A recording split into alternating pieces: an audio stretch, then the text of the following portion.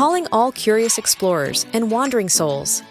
Have you ever dreamt of waltzing through a Parisian cafe, befriending a baby koala in Australia, or scaling the heights of Machu Picchu? Then, buckle up, Buttercup, because Show Me Your Trips is blasting off. Each episode will whisk you away on a whirlwind tour of travel tips and tricks, from hidden gems to budget hacks and everything in between. We'll chat with travel experts, uncover off-the-beaten-path adventures, and share hilarious tales from the road. So, ditch the guidebooks and pack your sense of wonder.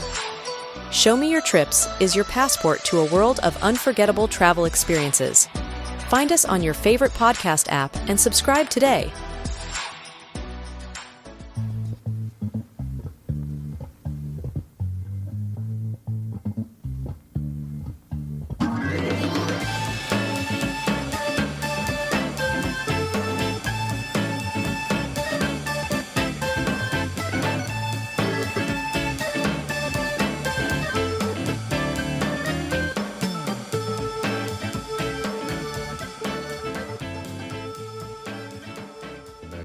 To another episode of Nailed It with St. Joe. Hope everybody's doing well. Coming to you live from a little town called Mino, Spain. I didn't want to leave anybody hanging while I was on vacation, so hopefully everybody had a great 4th of July. Yay, America, right? You can hear in the background a little church bell ringing. It is 2 p.m. here, so don't know, we're about 6 hours ahead of schedule here, which is great. It's been fun. Been trying to keep track of everything in time, but it's been hard. Wanted to really tune into the Unfiltered, but it would have been hard being 3 a.m. To get up and tune into it, but I know the boys over there are doing really well, and had a couple episodes. Want to give a big shout out to Jay Jones for filling in while I'm gone. They had a couple of great episodes. I watched them on replay, and they've been doing really good over there. So if you have a chance to check it out on Wednesdays, definitely listen to the episode, but Tuesdays you can definitely tune in at 9 p.m. and watch them live. But it's been a great little trip. Some of you have seen some of the fun stuff that's gone on. Started off going over to see the Taylor Swift concert, which was very fun. Hopefully you enjoyed the episode immediately after the concert, all about Taylor Swift. I'm sure when Mama D did, hopefully she did. And then had a little replay of one of my favorite episodes about the everything that goes on with the mall and the nostalgia. And then last week we had one about the Brat Pack that documentary that came out, which was pretty good, and I thought was. But just wanted to again check in real quick, give you a little update about everything that's been going on here. One of the things, again, that has popped up, and it was mentioned the last time that we were in Rome, was had to do with Mrs. St. Joe and the bidet. Well, everywhere that we've gone, again, it's Europe, so everywhere that we've gone, the place has had a bidet, and I still haven't convinced her to give it a shot. I don't know what it is. I don't know the fear that's behind it. But for those of you that are familiar with the practice of it, I'm not going to go into depth of it, but it's just something that you should definitely try. It's a European thing for sure. My son walked in. He's like, "What is this all about?" And I had to tell him, you don't do it front, you do it back. But it was an interesting concept, for sure. And trying to explain that to a soon-to-be 16-year-old is definitely something different. But yeah, it's fun. There's a couple things I've definitely learned on this trip. One of them is the airports. It'll come in handy for the Show Me Your Trips podcast. That you definitely want to be at the airports early because sometimes your connecting terminals are not even close to each other. And when they say you need to go, you need to go because we've managed to get about 75 different gates to catch a flight, but they also do wait for you, which is very interesting. We got on a plane and waited about 40 minutes for another person to get on, which they would never do in the United States. They would close the door, they would say, see you later, and you would miss your flight. But here they're a little bit more laid back, and they waited for some people. It happened twice. We were late for another flight, and they said, don't worry, we'll wait for you. You got on the plane and you made your connection, and everything was good. So, very interesting, very laid back. And the other thing that I've learned here is we rented a car and we drove around and we did things. And you think driving in the United States is interesting. And sometimes there's some people there that drive differently. It is crazy here. I mean, yeah, people go fast here.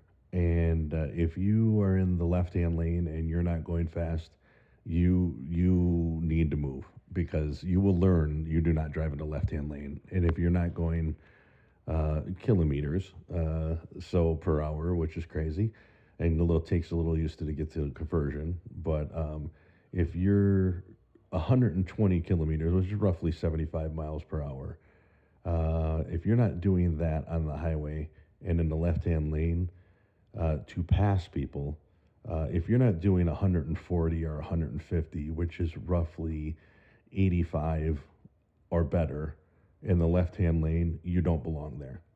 So you probably should be doing 90, 95 in the left-hand lane easy, or get out, which is wild to me. But yeah, there's people zipping. So yeah, and they all have European cars, so it makes sense. It's Audi, Mercedes, BMW.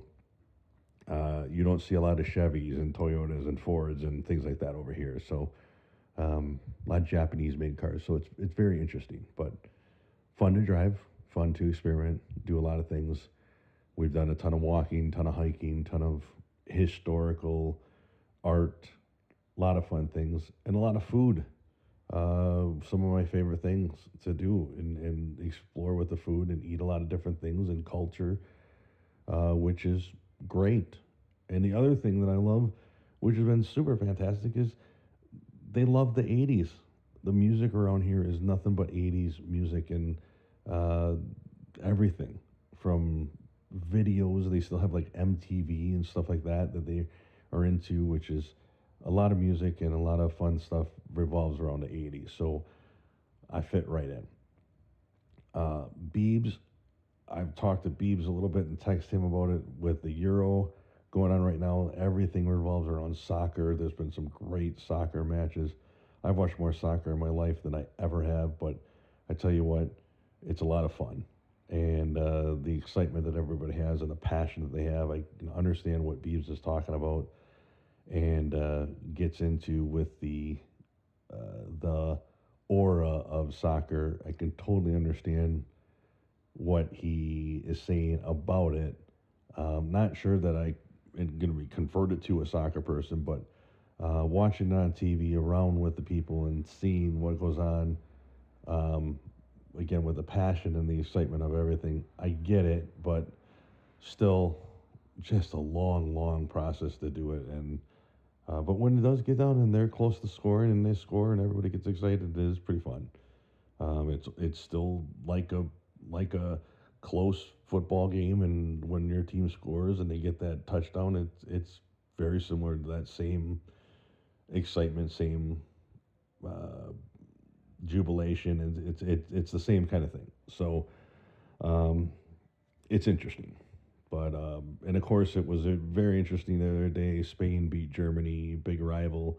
We were there. We were in Spain, so it was even more interesting. And yeah, so it made it a lot more fun. But um, what else? Everything else is fun. Just yeah, just really a quick check in. Didn't really want to leave anybody else out there on the lurch and think that I had forgotten about everybody or forgotten about my duties as a podcaster. So yeah, just going to be a real short, quick episode. Um, thought about some fun things. Thought about a couple different subjects to just kind of give over, but we've got a lot of things going on, a lot of things to yet go. It's hard to believe that we've been gone for 2 weeks, a little over, well, yeah, about 2 weeks now. We still got a third of our trip. I've got some great things coming up for you. Some great guest spots are coming up. The Unfiltered family has stepped up and said, "Sure, I'll help you out while you're gone." So, the next few weeks, you're going to hear some familiar voices that are going to fill in for me, and they've got some great subjects lined up. And I'm looking forward to hearing about them and see what they have planned. But I know they're going to do a great job. So, kick back, enjoy what they have, um, and see what you can do with some of the fun guests. I know that you're going to like them. You're already listening to their shows each and every week, and you're just going to hear their voice again, and yeah, see what you can do. So, just wanted to again hope everybody had a great Fourth of July. Hope everybody has a super week coming up. Check out everybody at unfpod.com. There's some great stuff going on. I know some people are on vacation, so maybe they're doing some replays, but it gives a great chance to check out some old episodes if you haven't heard them. But again, there's a choice or a podcast, as I say, for everybody's taste.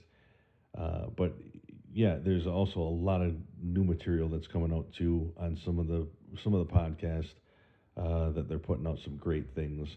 So if you get a chance, go over there, check them out. We're up to 26 podcasts now. We added a new one now, that Tennessee feeling, which is great. And see what you can do and find it out. So I will see if I can chime in one of these times, maybe make a guest spot if I can figure out the time and work it out at the Unfiltered boys. But um, but yeah, that's it for now. Everybody have a great week. As always, work hard, play hard, but whatever you do, make sure you nailed it.